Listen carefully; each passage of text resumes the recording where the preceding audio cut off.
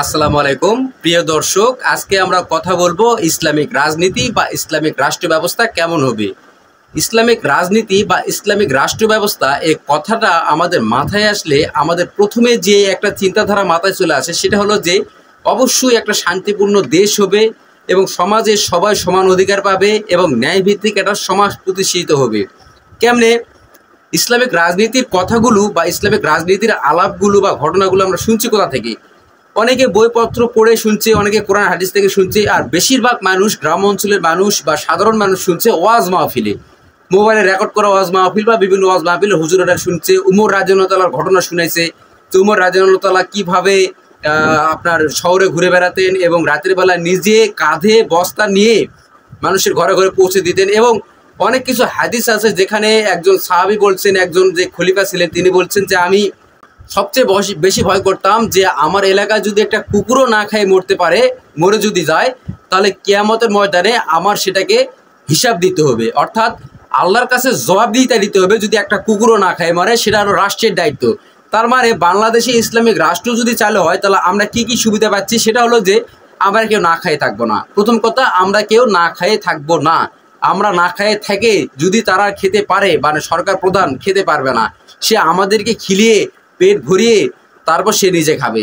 এটা একটা উত্তম আদর্শ। খাবে কি খাবে না সেটা আমি জানি না, সম্ভবত খাবে, যেহেতু ইসলামিক রাষ্ট্রনীতি সেভাবে পরিচালিত হয়ে থাকে আর কি।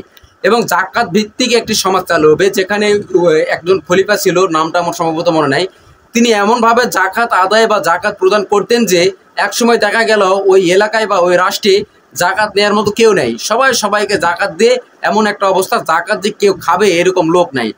আর এরকম রাষ্ট্র হবে যে যে চুরি করবে তার হাত কাটে দেবে, অর্থাৎ হাত সোজাই কাটবে না, তার আগে শুনবে তাই সে কেন চুরি করলো। যদি অভাবের কারণে চুরি করে থাকে তাহলে সে রাষ্ট্র তার অভাব পূরণ করে দিবে। একজন কন্যা দায়গ্রস্ত যে পিতা আছে, সে কন্যার বিবাহ দিতে পারতেছে না, রাষ্ট্র তাকে সাহায্য করবে। কেউ ক্ষুধার্ত আছে, রাষ্ট্র তাকে সাহায্য করবে। কেউ ঋণের বোঝা নিয়ে আছে, রাষ্ট্র তাকে সাহায্য করবে। আর জাকাত ভিত্তিক রাষ্ট্র সমাজ চালু হলে সবাই যদি পুঙ্খানুপুঙ্খভাবে জাকাত দেয় তাহলে কেউ সম্ভবত ঋণের ভিতরে ঢুকবে না, সবার একটা আদর্শিক সমাজ প্রতিপালিত হবে এবং দুর্নীতি জিরো টলারেন্স হয়ে যাবে।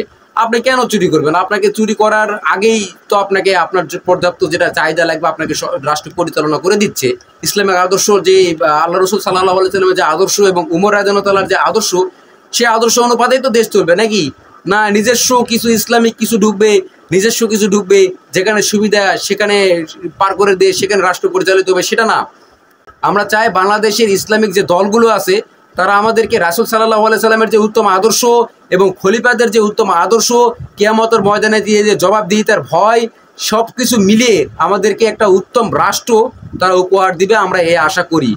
তো আজকের ভিডিও এই পর্যন্তই, দেখা হবে পরবর্তী ভিডিওতে। ততদিন ভালো থাকবেন। আসসালামু আলাইকুম ওয়া রাহমাতুল্লাহি ওয়া বারাকাতুহু।